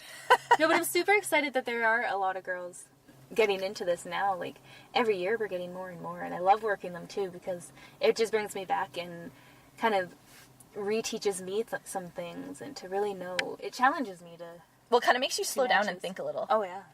Especially for example, tonight. Yeah. You just wrestled kind of a newer girl. She is, yeah. She's had, I think, 3 or 4 matches, all against you. Yeah, actually. Yeah, so I basically warmed her up for you. Thank you. Cherry doll. No, she was great. She was a doll. So yeah, she's super easy to work with. Oh, she was good. What do you think, especially, well, it doesn't have to be just with new girls, but what do you think is the, what would you consider, something desirable, I guess, in an opponent? What would you be like, yeah, I want to work with this girl because of A, B, and C, or? Somebody who's willing to just go out there and give it all. I love just getting into the ring and working things out, and then just kind of no holds bar and that kind of perspective. But someone just who has ideas, wants to honestly be in wrestling.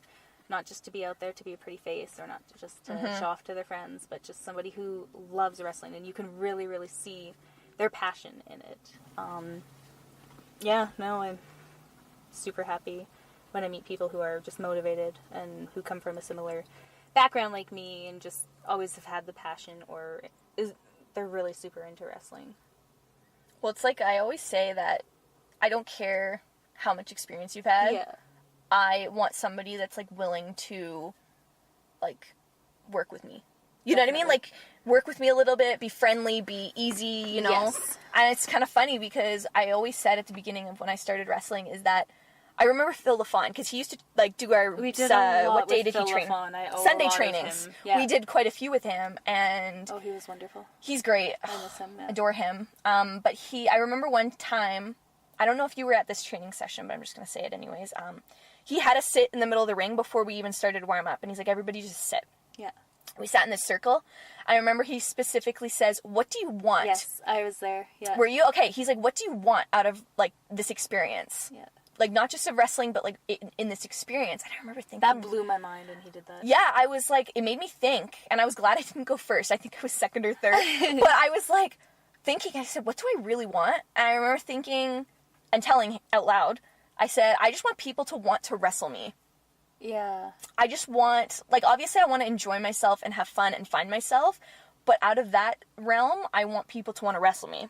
Oh, okay. And last week, when you and I had that, we had those string of, well, I had, like, string of matches, yeah. But the Friday and the girl that was in our triple threat with us, what a lovely human. Oh, adore her. So nice. She basically gave me one of the best compliments I've ever gotten in my life. And she said, because she's been with RCW, I remember being a little weird when they informed me of my title winning. And I said, okay, first of all, I'm the newest girl here. Yeah. I don't know how I feel about that. Because in my opinion, I feel like, especially if they're bringing a title back, the girl that's been there the longest should get it. Just kind of out of respect. I feel like a seniority, even though technically she's still, like, she's had less matches than me, but she's been in wrestling longer than me. She's their hometown girl, yeah. No, I know what you mean. So I kind of felt, like, really weird, and I didn't say anything because I think I was shocked. Basically, I was going to ask you how you felt about that. I didn't say anything, and I just remember for the next 2 hours, because we didn't wrestle until almost 10 that night. That was a long And night. he told us before 7 o'clock. Yeah, we had everything, knew what we were doing. It was just not... It was painful. I don't know how people in WWE have 8-hour shows. It was hard, yeah. I could not do it. We were waiting for 3 hours almost. And anyways, besides the point, when he told us, and we were just kind of talking through a match, and he came over to us, and said to us, like, oh yeah, how do you feel about the match? Like, are you guys all worked out? Okay, I'm just going to confirm, blah, blah, blah. You're going over, etc., etc. Oh yeah, and there's the title. Oh yeah, and by the way, when you do go over, you're winning the title. Is that cool with you? I just was, like, shocked. Yeah. Because I didn't expect it. And that was my first ever title I won. So what were your feelings towards Kaya there? Because you said she gave you a really Yes, good so she gave me a compliment. So it was after our match. Yeah. Or maybe it was after. Because after the match, I was kind of disappointed with the match. Like, my performance, just because I thought, like, I don't know, I just wasn't sure how I felt about my performance. No. So I was kind of disappointed in myself, and so when we got back, I always say this, I don't like talking about matches right after they happen, because I am still, like, full up on adrenaline, and the match just happened, so I really don't like talking about it as soon as it happens. I don't like watching my matches back for a few days. I need to it takes me, like, probably a month or so before I'm okay with watching a match back. Like, even some matches I had a few months ago, I still haven't watched because I cringe even just thinking about watching myself. Makes me watch them. Yeah. It takes me a while. Glue my eyes open and make me watch it.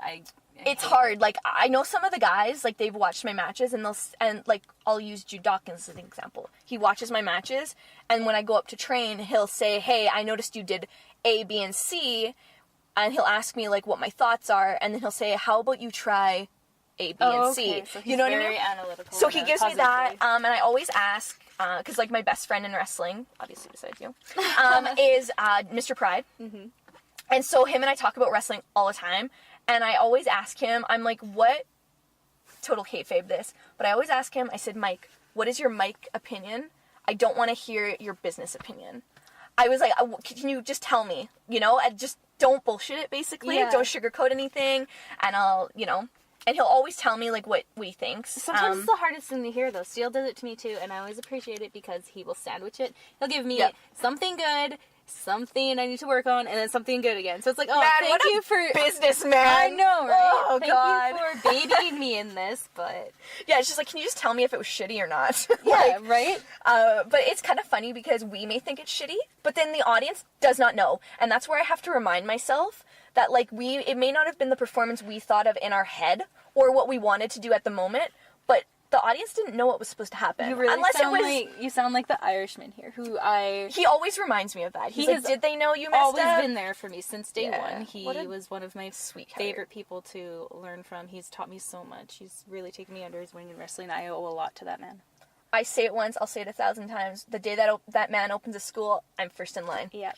Hands down, I will say it on every podcast we talk about him. You'd have to fight me first, but yeah. Well, we could be 1A and 1B. Hands and walk We'll in. be like, listen, take our applications at the exact same time. You have two hands, Irishman. Don't tell us who you read first, though. Yeah, he'll call us at the same time. He'll be like, listen, I called Jenna first, but I'm really saying this. No, I'm just kidding. Yeah. Don't tell Kayla. He's an amazing coach. Oh. But yeah, that's just kind of like, I always have to remind myself, but in regards to that match, going back to it, I needed to, like, sit and digest. And then I'm like, you know what? It wasn't as bad as I thought it was in my head for what I did and whatever. It never is. Yeah, we're always our hardest critic, for sure. Exactly. And I just needed to let it go. And I mean, still thinking about it, we are still green, we're still new in this, so yeah, everything does get better, it will get better. Even, I mean, like, that's what they tell me, so. Yeah, even 10 years from now, I'll probably still, if I'm still doing this in 10 years, I will probably still be hard on myself as I am right now. How do you feel being a bit older and getting into wrestling? Because you're like me, where I started when I was 22. Yeah, okay, so I'm a little bit older than you, but still. Right when I turned 22 is when I started training. I contacted schools when I was 21. Oh, did you? I basically actually started training. Okay, before I lose my train of thought, the compliment Kaya gave me. I'm sorry. Just because I want to bring it up because I don't know if she'll ever listen to this, but I just want to let her know that it meant the world to me because at the time I was disappointed in the match, so I didn't, like, express my gratitude enough. The Twitter that she said, or did she? Oh, that was cute too. That was cute, but anyways, no, she basically said, "You deserve it," and she's like, "I couldn't have thought of, like, a different person that I would have wanted to, like, have this match with because the sweetest. Because she's like, you're one of the most easygoing, nicest person I've ever worked with in wrestling, including guys and girls." And she's like, I wouldn't have rather been in there with anybody other than you and Angelica. That's so sweet. And I was like, holy crap. This has been one of my goals since I started wrestling. Like, I want... So in my mind, I was like, whoa, you kind of just accomplished what you wanted that day Phil asked, I guess so, hey. I was like, whoa. People want to wrestle you. So I was super shocked, and the fact that she was like, you're really easygoing, and I would never want to hear that someone thought I was unpleasurable to work with. Same, yeah. Ever. That will be the day that I'm like, okay, you need to reevaluate what you're doing, because I don't want people to not want to wrestle me. I want people to want to. And this is what I love about you and about all these girls that we're wrestling now. Everybody's just so positive and so welcoming to every other girl here, and we all work together, and it's beautiful. I love wrestling. I love these girls. Well, and it's kind of, to go along with it, when you have, like, the negative aspect of it, wrestling is a really small community. It is. And I brought this up on, like, the 2 Baked Hams podcast, I believe it was, where I mentioned that why would you want to be a negative, like, person, / like, send out negative vibes in such a small community when you could be wrestling those people? Yeah. Like, I just don't get it. But then it kind of goes along with what you just said earlier in the fact that, basically, we have to realize, wrestling, not even just women's wrestling, has come so far. Like, it's never used to be like this. I was talking to Steele the other day, and it's just everybody being friendly, and especially for women, we go somewhere, we automatically pick out who we like and who we don't like. We're catty. Yeah. But wrestling has changed, and for one, I'm very happy with where it's going. And I can walk into a locker room and get along with you guys or whoever I'm wrestling, and I love everybody being positive. I mean, it's not like that everywhere, but I've had some really good experiences. And yeah, I mean, like, in my time, I've only really had one bad experience. And I mean, it's not, I don't want to say it's easy to block out. No, oh, definitely but not. it really, like, because I'd never really had experience like that before, where people didn't like me. And then going into a new place, and then, Yeah, and, like, people, I don't know if they felt threatened by me, but then I thought, like, man, like, we could be having matches together if you got your stick out of your ass, you know what I mean? Like, I just was like, I don't even know. And even to this day, like, I haven't really seen this person / talked to them for a few months. Oh, okay. But even to this day, if I saw them come into a locker room, I would be like, please tell me I'm not wrestling you. Like, please, you know what I mean? Like, as bad as that sounds, I'm You're like... You're not the only person who says that, though. Yeah. So... It's not bad, just against you. Like, I would still wrestle them, but would it be a exciting / pleasurable experience? Probably not. Yeah. I'd probably get it over with. I'm sorry you had that experience. Yeah, I mean, I'm over it, but at the time I was like a little cheesed by it. Mm-hmm. You know, it made me emotional because I didn't get it. Yeah, I remember talking to you and trying to get you out of that, and yeah, it seemed like it was a hard thing. When it was kind of like it was going through the whole leaving my home base that I've only ever been with this one company. That was tough. And tough for me. It went along with that. And yeah. That's to make you feel bad. It broke all of our hearts. Well, and I think it was, in the end, like, it was good because I'm happy now. I can't really talk because I left too, so. Yeah. I mean, we're still talking to all the boys. Oh, yeah. So it's just, like, it's great. And then mostly all the girls that we've wrestled aren't, like, you and I, we're not there. No. Yeah. It was a great experience, but, I just needed to, no pun intended, because you had angel wings on tonight, but I needed to spread my wings. There you go.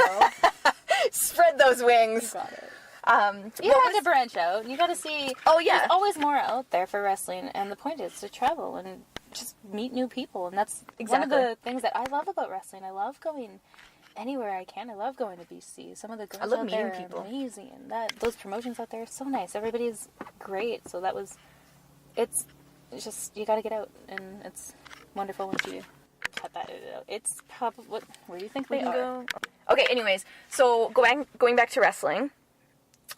When you started, okay, I found the hardest part was my character development. Oh, no. Okay, so who picked your name? I did. Because you've had the same name from the beginning. I have, yeah. Oh man, coming up with a name, coming up with any kind of gimmick was hard. I still don't have a gimmick. It's developing. In the last, like, month, just from what I've seen you doing, even though we haven't wrestled, but I've seen, well, okay, we've wrestled last week, but regardless, even up to that, I noticed, wow, this girl is, like, dedicated to this image. Maybe it's because I'm a bad girl now, but no. Oh my god, I've been waiting since day one for you to turn heel and be a bad guy. It's growing. I like it a lot. That was my dream come working true. With you in our triple threat as heels. I had so much fun. That was one of the funnest things I've ever done. So coming up with Angelica, I had a hard time picking a name, and Sean will tell you that it took us months for me to find a name, because anything I wanted, he was like, nope, Google that. I guarantee you it's a porn star. It's a porn star name. And he was right. So I just picked Angelica because I have angel wing tattoos, which is another long, long story that I'm not going to get into. But I've always had an obsession with angels. So bringing that into my wrestling for different reasons. Angelica came from actually the Rugrats, so Angelica Pickles. Oh, little, hell, that is so bratty funny. Little, yeah. Okay. So that's where the name came from. So I just stuck with that, and I really liked it. So that, and then just the angel on fire kind of gave me a badass kind of gimmick, so I stuck with that for the longest time. I mean, who doesn't have flames when they start out? Everybody. Well, I like the wings you have now. I love my wings. They're pretty badass. I do. Like, they're girly. They light up. But they're cool. Imagine, I lost a battery tonight. I have to find that I battery. It's gotta be some little kid probably picked it up thinking, like, this is Angelica's AA battery. Oh, man. Don't let that get out. Sign my battery, lady. Oh, man. Yeah, they're fun. I don't know what else to kind of add to it. I keep adding more, like, sparkly, glowy, frilly things every month. So hopefully we'll come up with something good. What about you? How'd you come up with KJ? I knew from day one that was kind of. Do you remember what Sean wanted me to have at the very beginning? Don't tell me. Okay, it was It was something Slam. Nope. Nope. That was Glam Slamma. That was another girl. Oh, what was it? It was as soon as he said it, He wanted you to be this big brute and this heel, and he said it, and you said it to me, and I just remember just trying not to laugh and turn away because it was terrible your because face when you told me I knew that you were were mortified. I just knew as soon as he said it that there's no way in hell that I'm calling myself that. Sorry, Sean. You'll probably never listen to this, but I'm so sorry. He wanted me to be called Vivicious. That's what it is. Okay. Yeah, Vivicious. Yeah. But as soon as he said it, because I remember him pulling me aside like my first or maybe second week, and he's like, hey, I got a name for you. Yeah. What do you think of this? You were the sweetest, though, because I remember you ran with this for... Like a day? No, it was the week that he kept calling you it. He would go, oh yeah, that's Vivicious, and every time you said it, I would laugh, you would just shut your mouth. No way. So how was KJ born out of Vivicious? Pretty much as soon as he said it, I'm like... Because, okay, so my first week, they said, we want you to be a valet. Mm-hmm. So I had 3 weeks until the next show. Yeah. And I said, okay, I need to come up with a name. Basically, a few days before that, like, I need to come up with a name now. Because the first show, and if they announced me as that... That's your name. I said, there's no way. No. I was like, I have to do this before this show. Those fans would know you as Vivicious. How does that sound? I was like, there's no way that I'm being called this, ever. Because I was like, no. I just didn't feel it. I'm calling. Like, I didn't feel it at all in my brain. It wasn't you. No. So I remember thinking, like, I'm going home today, and I'm writing names and names. So probably for, like, maybe a week, all I did was write down name after name after name. KJ's your initials, right? It is. So I always wanted KJ, even if it wasn't, like, KJ last name here. I wanted something, like, first name that starts with K, last name starts with J. I needed to keep KJ in some sort of form. Mostly because I wanted to have a story of why I chose the name I did for specific reasons. So I was telling one of my best guy friends who's not in wrestling, but he knows wrestling. So I said, I need to come up with a name now. And he says, Kay, what do you want the last name to start with? And I was like, well, if I go KJ last name here, I want it to be something that starts with a K. Okay. Because I felt like it flowed better. And he's like, okay, I'm going to send you like 1 million. So he legit did. I wish I would have screen capped it because it would have been great to keep. But just Google names that start with K. Literally, and I was looking for names that had origins, etc. Oh, so man. So Cash was one of them. Cash with a K is one of the names he sent me, and I said, that's my name. It just stuck. So I went to Sean literally that night at training, and I said, okay, I got a name. Because he basically asked, he's like, you're either going to be Vivicious, or you got to come up with a gimmick name, because Sean's kind of gimmicky. Yeah. So I said, Kate, this is my name. And he looked at me, and he's like, Kate, that's a name. And I said, thank the freaking Lord. Thank the Lord, because there's no way I was calling What would you have done if he would have been like, nope, you're Vivicious? I would have been like, call me no name. Jane Doe, I don't know. There's no way, but even it took me so long, probably up until maybe like last month, is when I finally got comfortable with being called that name. Oh, really? It took me a long time, because I didn't feel it, but I liked the name, but I didn't feel it, probably until this month, where I'm like, I like that name. And then now I have other gimmicks derived from the KJ Cash, but which will shortly be intertwined. But regardless, I was like, I gotta keep that. And I like it. Yeah, so it goes along with it. I always before we like wrap it up, I need to ask you, who's your favorite female wrestler in any industry? Do you mean besides KJ Cash? I'm just kidding. I had to like bring it up. And you're like, Angelica's my favorite wrestler. Okay, let's go with WWE. Who's your favorite in WWE right now? Charlotte Flair. She's always been my favorite. Yes. Yeah, she's so dominant and just beautiful, and I've always wanted to be her. She is my favorite. Who's yours? You already know the answer. Yeah, I do. Who's the answer here? Carmella. Oh, I love Carmella because she's so badass. Are you talking about Becky? But in terms of overall package, Sasha's number one. And then Becky's number two. Okay. Definitely. But in terms of overall, like, Carmella, she just makes me, like, if I'm in a mood, I like to just watch some of her promos or just... I love what she's done. Because she just makes me laugh so hard, and it puts me in a good mood. But in terms of wrestling and inspiration... I will actually watch Bayley matches. Oh, really? Because I feel like I wrestle similar to her. I could see that, actually. So I watch that for inspiration. But Sasha just wows me every freaking time she's in the ring. I love it. In terms of, like, women, in any, like, promotion, I'm still pretty, like, high on Tessa Blanchard right now. Are you? Yeah, I adore her. I love her work. So she's she's probably up there right now as well. Yeah, no, she's wonderful. Okay, dream match right now. Oh, man. Don't do this to me. You mean, like, Oh, and if you can add a gimmick to it, I gotta know. add a gimmick. Like a stipulation for people that don't know. For anybody? Yeah. I don't know if it's a, like, dream match. I want to wrestle James Ellsworth. I do. I love his title. I do. 100%. I've been bugging Steel. I'm like, no, just bring him in. So, like, that is amazing. Right? Like, it's not like super like Squigs, if you're listening, can we get James Ellsworth? is doing a lot of good stuff right now, and him versus Angelica. Trust me, it's money. That is amazing. Can I be the special guest ref? Oh, please. Oh my god, yes. That's just been my kind of obsession lately. He's amazing. He's so funny. But anytime I get to wrestle any girl anywhere, going to BC, meeting all those girls in Star, they've been amazing. Bambi Hall was great. Calamity Kate, they were great. Everybody out there is so wonderful. So those BC girls, man. Yeah, bring them in. Come to Edmonton. Yeah. Come to Calgary. Come to wherever in Alberta. Yeah, exactly. Well, in return, we'll come down there maybe one day. Maybe one day we'll come back. She'll bring me as her new tag team partner. Yeah. For me, at the very moment, I think it's pretty obvious who I'd want to wrestle. But give me another, 4 years, and I might be up to par, and I think I could keep up with Sasha. Yeah, there you go. Give me another 4 years. I mean, obviously, working anybody in WWE or, well, and it's like someone or anywhere would be a dream. Oh. Well, when I met Tennille, she said she wanted to have a match with me. Yeah, I remember. So, who knows, maybe in a year or two, I can have a match with her for the ROH Women's title. That would be amazing. That would be a dream match right there, because I feel like we could have a good match. Make it happen. Yeah, make it happen one day. Yeah. Give me another year of training and experience, and then I'll be good to go. Okay, right now, you have to have a 15-minute match. Who do you pick? What do you mean? Who out of where? Out of anybody. Anybody. Men, women, that you know. Who do you have to pick right now? Like, famous? Doesn't matter. Indies?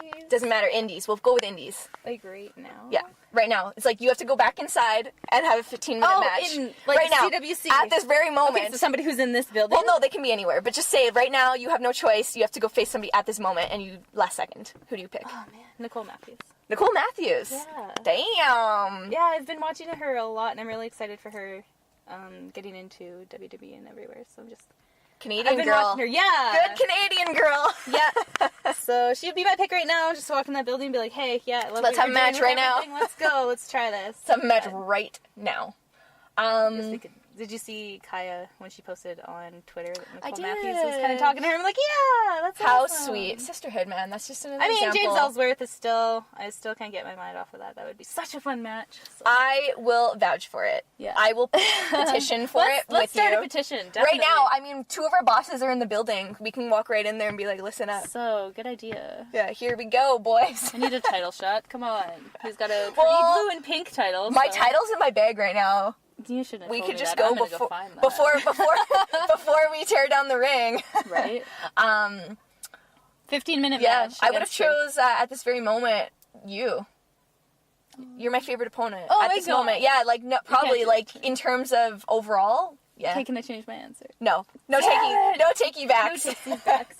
At this moment, probably you, definitely. Just from if we're going based off of women in Alberta right now, definitely you. Okay, well, you didn't give me that stipulation, so... Well, just, in general, I'm just saying, because we pretty much have wrestled every girl that's based out of Alberta. Right. So, and we've never really had the chance to go one-on-one for, what you said, 9 months. So yeah, 9 months ago. Let's go. Yeah, petition for it. But, yeah, definitely you. And then there's, some girls in BC that I'm kind of I would like to wrestle you. I will take if the time came. There. It's so much fun. Yeah. Well, anywho... Wow, thanks, BFF, for... thank you. I feel like this is a thing that needs to happen more often because women in wrestling talk about it. Yep. And I'm not a man interviewing you. You're not a man. This is nice. This is a good change. It is. No, it's like my first podcast with another, girl. I know. I was I have to have you on first. You're probably the first girl that messaged me about it first. Really? Though. You're you gotta have. You gave me no choice. You're you need to have me on. I did. I was quite threatening. I'm not gonna lie. I think there was some knife and bomb emojis on there. There probably was like skull face, like bring me on your woman. podcast or else. No, you'll just have to come on when it gets closer to Evolution. Yep. So we can talk about that because it's already starting to like roll. Oh, it's so exciting. Oh, okay. That's my one question I need to ask you right now because we talked about this with Mike. No. So my dream match for Evolution, well, I had two. I would have really liked to see Sasha Bailey versus Trish Lita, but that's obviously not happening anymore. But besides that, I wanted the 4 horsewomen match. There you go. Yeah, so that's mine. That's yours 100%. at Evolution, hands down. Do you think we could have it? I don't know. I see the Rousey Bella thing happening. I can see the Rousey Bella. Yeah. Yeah. That they're kind of building that. They're a little bit leaning. I'm like, I don't know how I feel about it. But I don't like it. I think I may be the only girl who is not 100% behind Ronda Rousey in WWE. I don't want to say it, but I don't know. Well, I get the attention she's bringing to women's wrestling. But because I'm a woman in the industry, if someone random were to have come into, like, my locker room right now and, like, won a title in the first 2 months, I would have been like, I don't know how I feel, but I kind of just did that last week. I just did that last week. Never mind, Mike, take this out of the podcast. Mike, do not edit that. Take this out right now, please. I want the pot calling the kettle black. Whoops, my bad. I love it. No, yeah. I just get a weird vibe. But no, Evolution would be great. And yeah, the 4 horsewomen match, it's always been a dream match. And ever since I saw them all get signed, I'm like, oh my God, it could happen. Yeah. I don't know who wins it, though. Don't know. That's the thing I'm torn on. I'm like, I don't know. I feel like the biggest downfall is the fact that the WWE's 4 horsewomen, they can't get along ever. Mm-hmm. Ever. So I'm like, that would be the biggest downfall, but we'll see. That's dream match. Yeah, dream that's match coming, right there. That's coming quick. All right. Okay. Thank you for having me on here, and I will be on here again. Yeah, before Evolution. Yeah. Plug your social medias. 100%. Yo, plug your social medias. Plug your social medias. Let's go. Instagram is at angelica.wrestles. Same with Twitter, at angelica.wrestles. And then Facebook is Angelica Pro Wrestler because they wouldn't let me have a real Facebook. But screw you, Facebook. Look at this, I am a real person. I'm not a porn star. I swear I'm a real person. And you can follow me at Kayla Jamies. On Instagram and Twitters, You probably should follow her on Twitter. She's kind of funny sometimes. Sometimes. Lately I've just been too emotional about wrestling to post about anything. About food, maybe. I don't know. But anyways. Let's go get some food. Yeah, thanks for tuning into Double Down Wrestling Podcast. All things women wrestling.